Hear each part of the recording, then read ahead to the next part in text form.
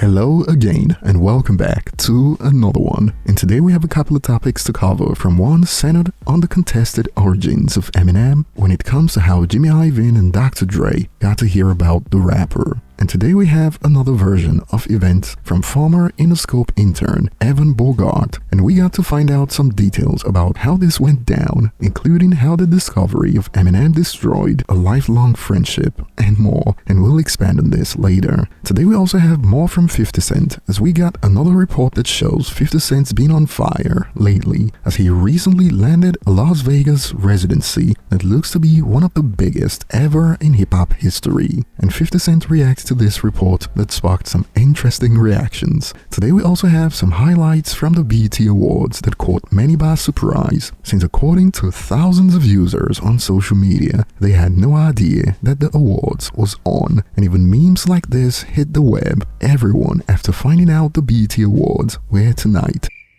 Man, quit playing with me, man. No, for real, don't play like that. Are you serious?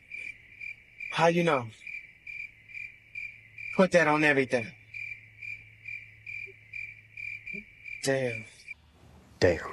And it turns out it was an unforgettable night for Kendrick Lamar, and we'll expand on this in a moment, as this sparked heated debates on social media. And speaking of heated debates, rapper Lil Tecca started one when he shared his thoughts on the importance of a producer, as he argued that a producer is perhaps even more important than the rapper, and we'll get to this later. And before we get started, if you enjoy this content, like Lil Tecca believes the producer may even be more important than the rapper, the same applies to that like button. Hit it if you enjoy content like this, and remember to subscribe for more. And starting out with the highlights from the BET Awards, it was a clean sweep by Kendrick Lamar. In fact, one could argue that other rappers who managed to win something got lucky, because Kendrick didn't drop an album, and Kendrick won a total of 8 awards: Hip Hop Artist of the Year, Lyricist of the Year, Song of the Year with Not Like Us,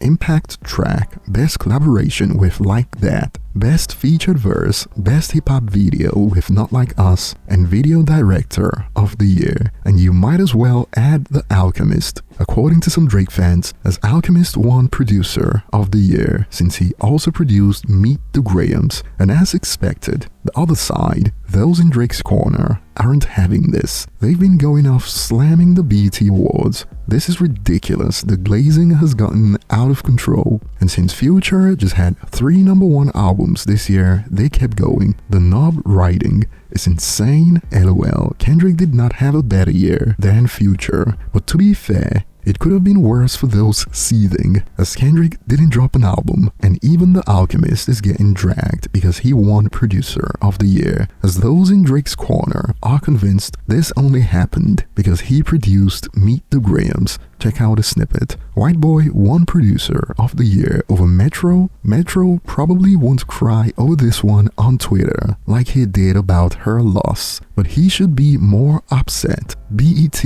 Awards. The only reason this dude won is because he produced Meet the Grahams. Take that out, he don't win ish. And of course, this sparked another round of heated debates as expected, as some fired back with, if you think Alchemist won Producer of the Year because of some secret agenda against Drake, then you know absolutely nothing about hip-hop. But what are your thoughts on Kendrick's sweep and Nicki Minaj Pink Friday 2 won Best Hip Hop Album? And do you believe there's some agenda against Drake? And speaking on the beef between Drake and J. Cole versus Kendrick, we got to hear more from Kendrick's associate DJ Head about how his quote friend was able to predict the battle after J. Cole and Drake dropped First Person Shooter. And this was even before Like That lit the fuse. Check out a snippet from the Bigger Picture podcast. I talked to someone, I won't say who it was, and he told me verbatim how this was gonna go way before it cracked off. Before Like That even? Before Like That. He told me, he said, they clicking up. He said, if I'm the homie, I wouldn't like that. Like, bro, you know that there's a thing with him,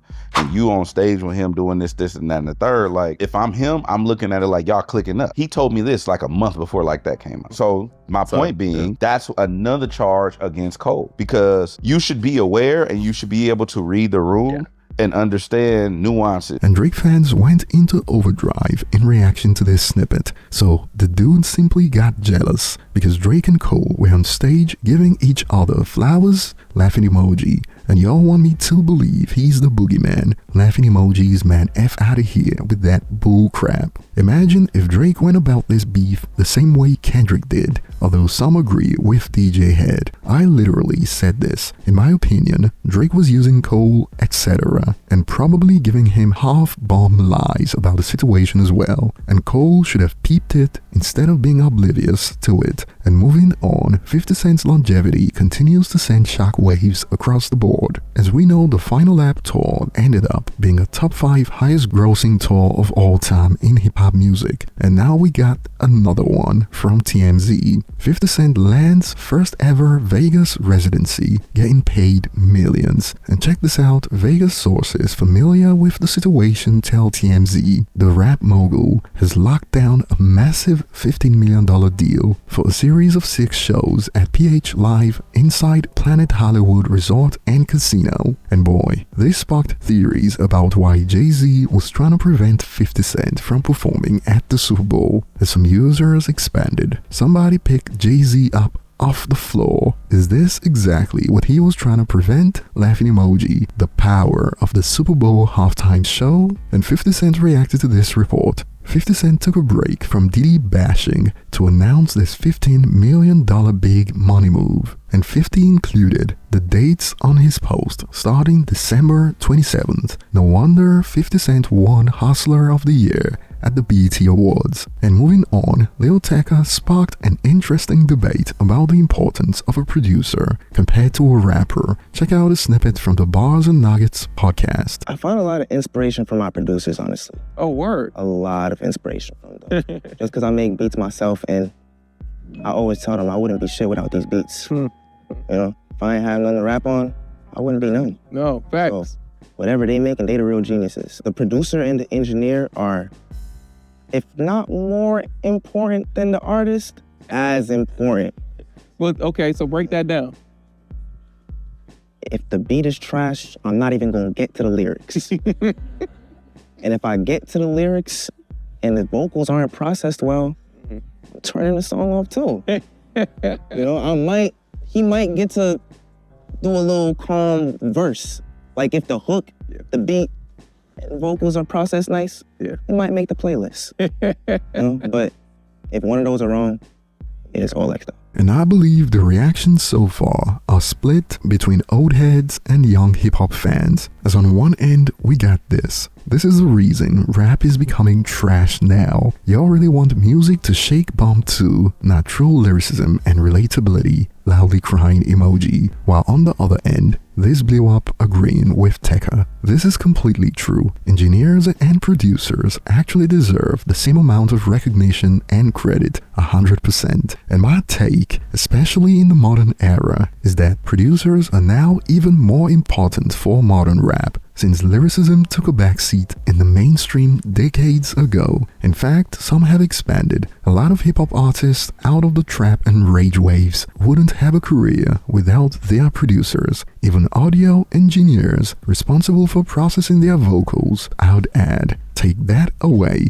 and it's back to cleaning sinks and mopping floors. And autotune is a big one too. I want to meet y'all. I want to take her out. She got to suck my she got to eat me up. She got to,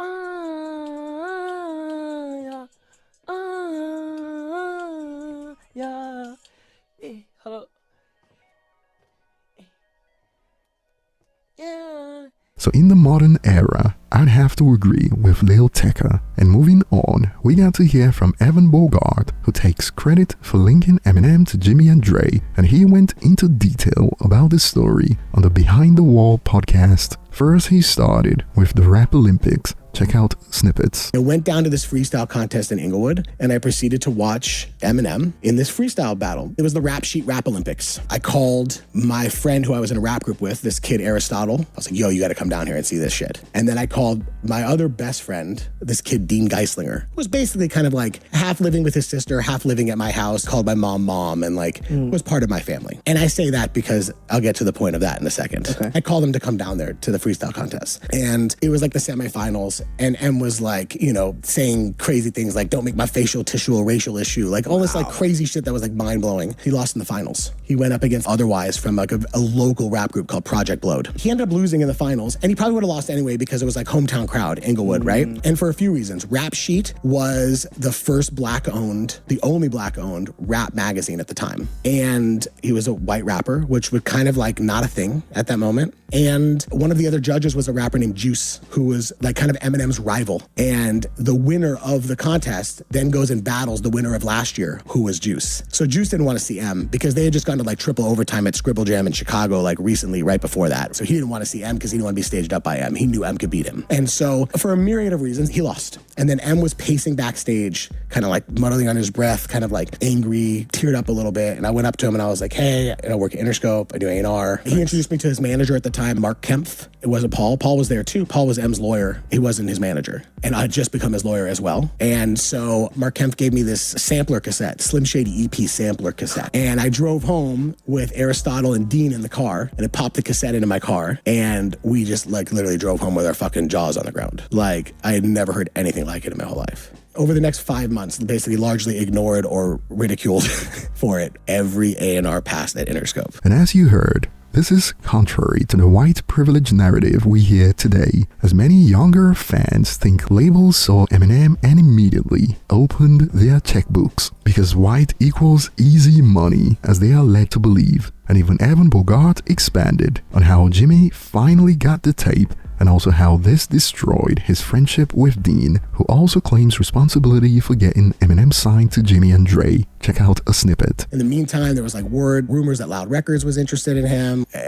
Then I got a phone call, basically that they were like, M's coming into town. Can you get him a meeting at Interscope? And I tried to get them to take a meeting, and I was basically told no. In a last-ditch effort, I took the cassette and I went over to Jimmy's office. And when I walked in there, my best friend, Dean, was sitting at the assistant's desk. And so my best friend, who had been pulled out of the mailroom to temp on Jimmy's assistant desk. And I was like, yo, Dean, put this tape in Jimmy's bag. And he's like, no, I'm gonna get in trouble. And I was like, dude, come on, just do it. If anybody says anything, you can say it was me. Just put it in his bag. And I told Dean, if they say anything, you can blame it on me. Friday night comes, M's up at Power 106. There was no thought about Interscope whatsoever. Saturday morning, I get a page on my pager, Dean's number, called Dean. I'm like, what's up? And he's like, Dre and Jimmy heard the tape. Is Eminem in town? I was like, yeah, he was at Power 106 last night. We're going up to the Wake Up show tonight. So I connected them with M's people, set up a meeting for Monday. The M came in and they struck a deal. And the last thing I said to Dean before I hung up the phone with him on Saturday was, you told him I brought it in, right? And he said, of course I did. Dean told him he brought it in. I didn't know that for 2 weeks, till 2 weeks later when people came up to me to start telling me, you know, Dean's telling people he brought Eminem in. And that ended, obviously, me and Dean's friendship. And thus began the riff of who brought it in, me or Dean. And I'll be looking forward to your thoughts below. Thanks for watching, and see you on the next one.